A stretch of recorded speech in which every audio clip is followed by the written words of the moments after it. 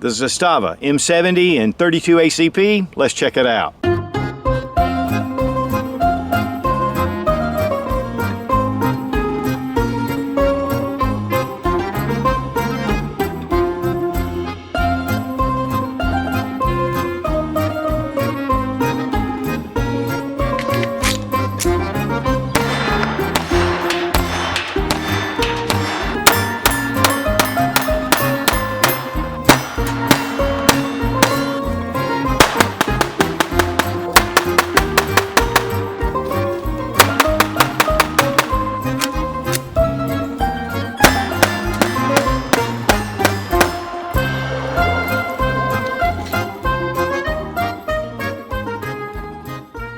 With all the modern firearms that we have, and I've said this a number of times, we were living in the golden age of firearm choices, but there's nothing that I enjoy more than getting a good surplus firearm. That's one of the things about AIM Surplus that I always love to get their newsletters. And when I saw this little Zastava M70 come up, I got right in touch with them, and I asked Brian, I said, hey man, I would love to do a review on that pistol. Now, one thing about surplus firearms is when they first come into the country, the price is right.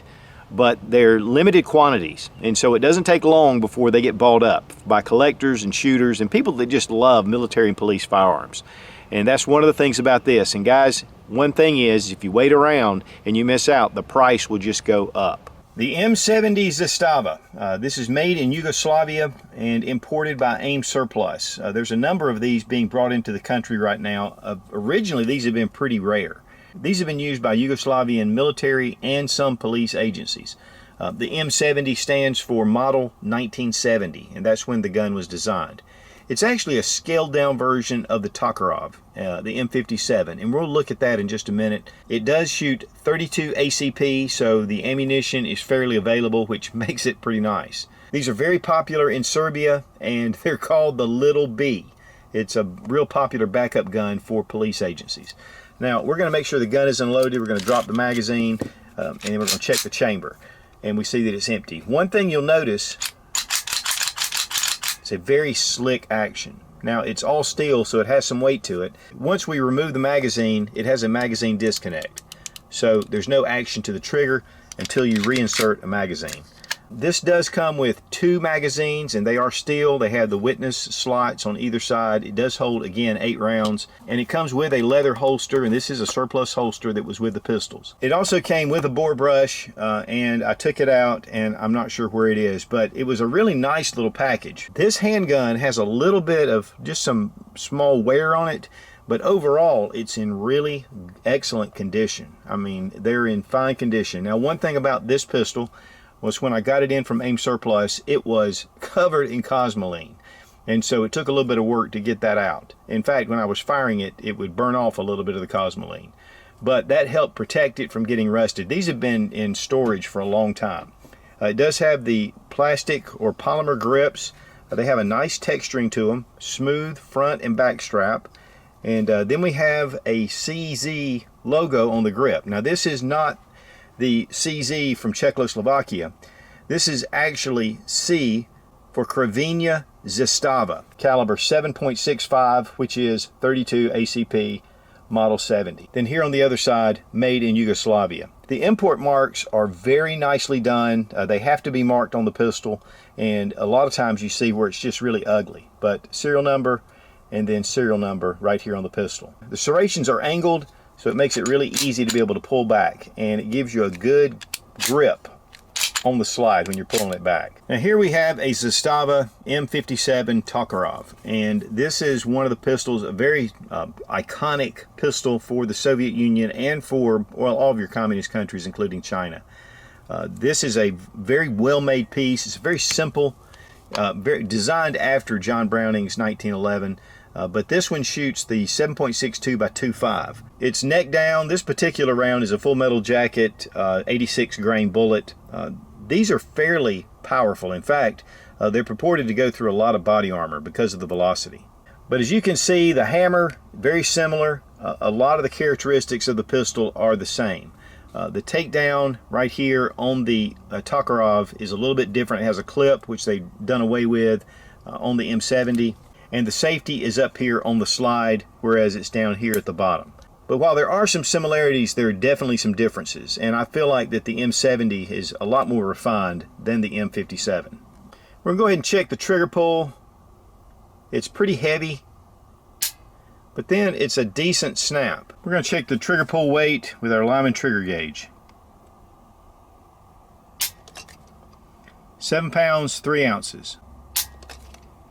7 pounds 6.8 ounces. So pretty consistently just about 7¼ pounds. The pistol is 6½ inches in length, it's 4½ inches high, and the barrel is 3.7 inches.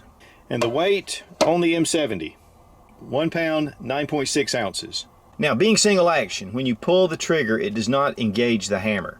So it's very much like the 1911 or the old Tokarev. And so once you load a magazine, you chamber around and the hammer is in the rear position.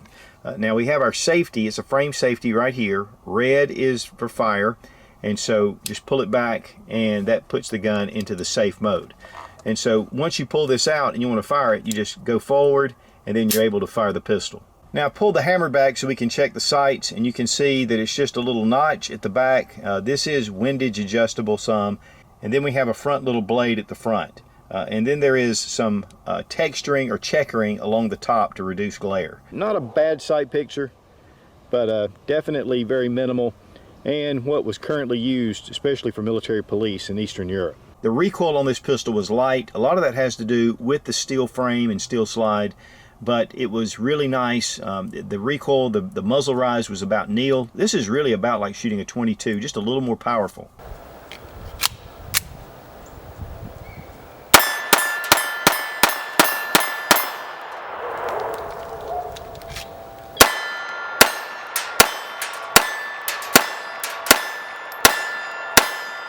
Yeah, it's 32 ACP, but man, is this a lot of fun to shoot. The recoil is super mild, very nice, crisp trigger for single action, and it just functioned great. I did, of course, have one small incident where the primer just didn't go off, and I could count that definitely as an ammo issue because it had a good primer strike.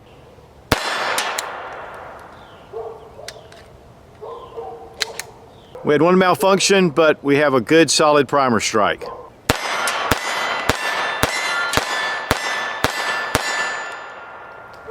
Really, overall, just a great gun to shoot. Now, one thing that I did notice, and it was when I was doing my accuracy test. If I wanted to hold down for the reset and let it come back and try to get it quick, it needs a little bit of room to get that reset. And I had one time where I wasn't sure what happened. As soon as I let up on the trigger a little bit, I was able to shoot. But the accuracy, guys, is fantastic.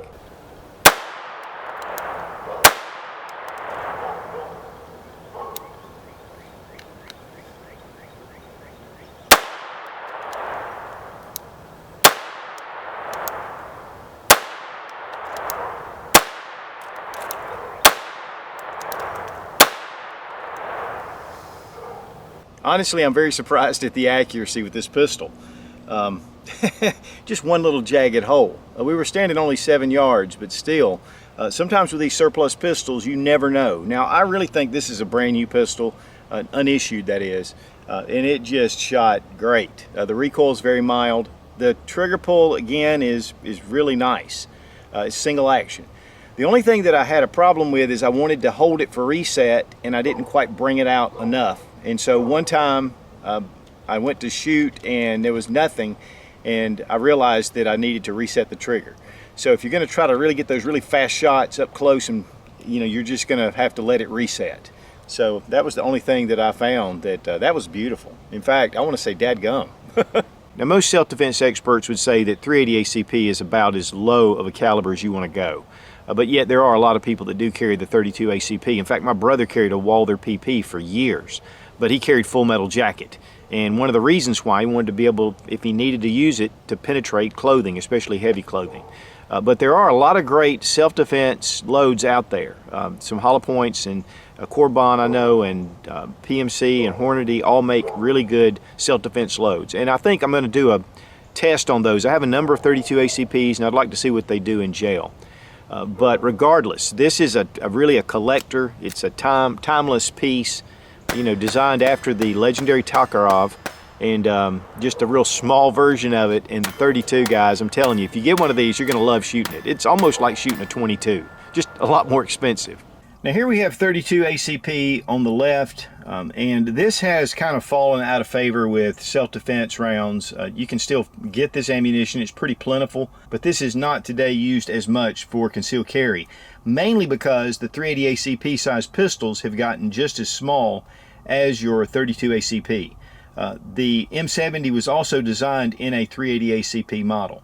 And then we have the 9mm, and then here we have the 7.62 by 25 Tokarev.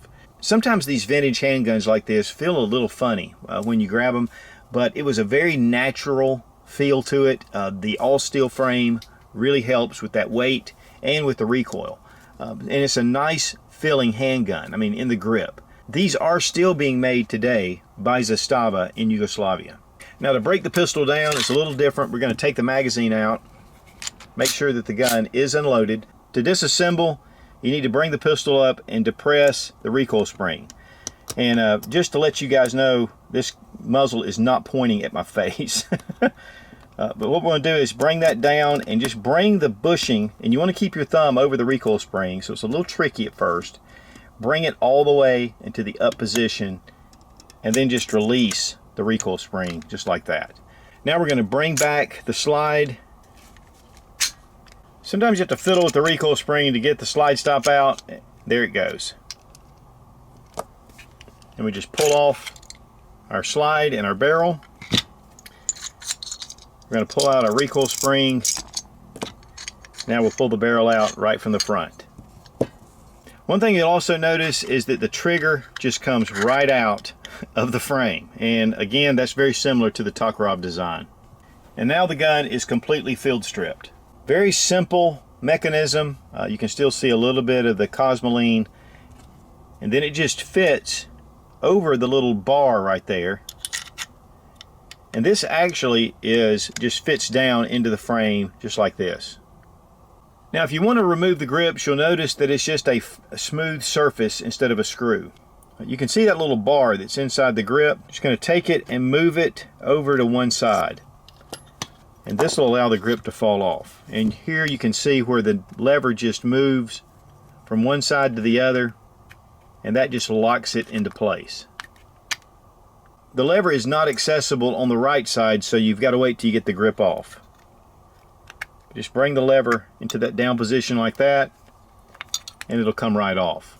Then to reinstall, place it on, and then just push that lever up, and it locks. It's very similar to the Tokarev design as well. And here we just get it and just lock it, and the grips are locked in. Now we're going to reassemble the firearm. It's a little different than how we took it apart. Of course, first you just put in your trigger pack, and it just fits down very nicely, flush to the frame. Then take the barrel from the front end. Now you'll notice that the end of the recoil spring is a U shape. You want the flat piece on the barrel.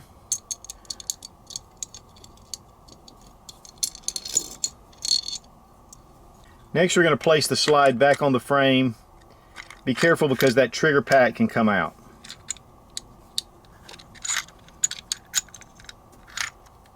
Now we've got to depress our recoil spring into the slide first. And then we take our barrel bushing again in that 180 degree, bring it over, snap it in. You insert our magazine, and we're good to go. Now the price on the M70 Zastava from AIM Surplus was $269.95. Again, that comes with the pistol, 2 magazines, a holster, and a bore brush.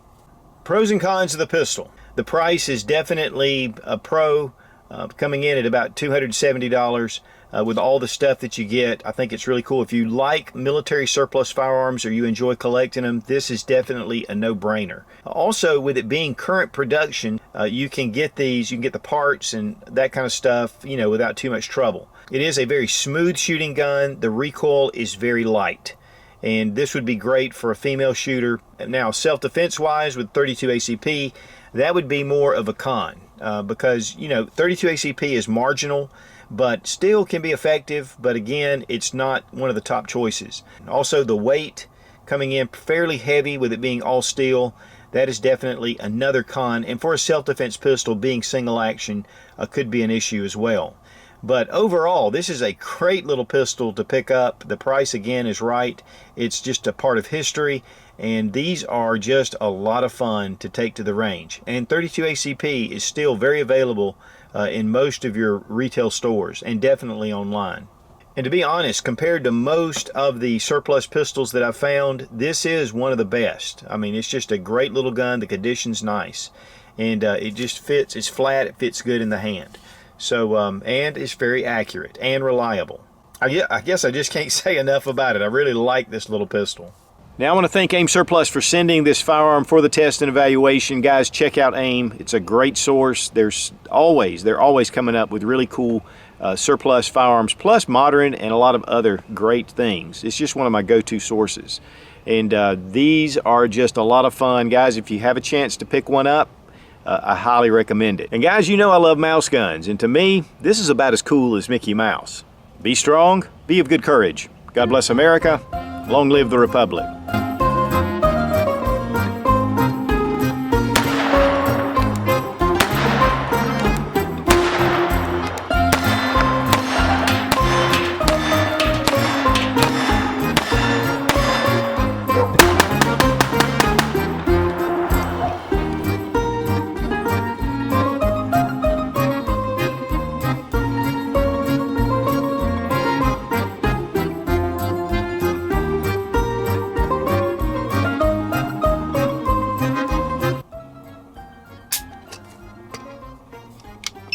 But these have been used by the U.S., but a lot of, especially military and police units, especially in Europe.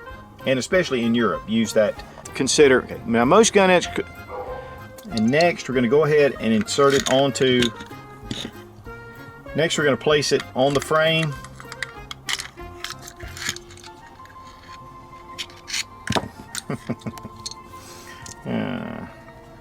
If you're looking for something like this and you want to do, hate that dog. And I like dogs, but I hate that dog. I would hate to own that dog.